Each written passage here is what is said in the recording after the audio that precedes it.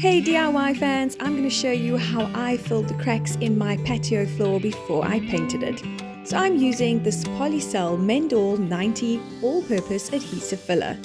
It dries without shrinkage, designed for filling cracks and holes in and around plaster, wood, brick, stone, concrete, metal, glass, fiber cement and other masonry surfaces.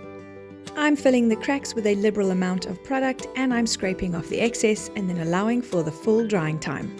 The next step is to sand the surface. So I'm using some coarse grit sandpaper and a sander's block, and I'm sanding the dried product away, making sure that the surface is smooth. Now it is time to prime these concrete floors. I'm using Professional Preparation Coats by Plascon.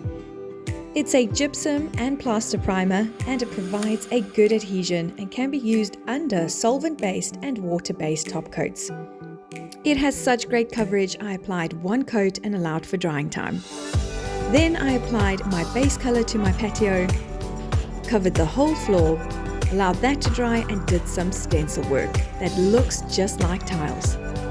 Those unsightly floor cracks have disappeared.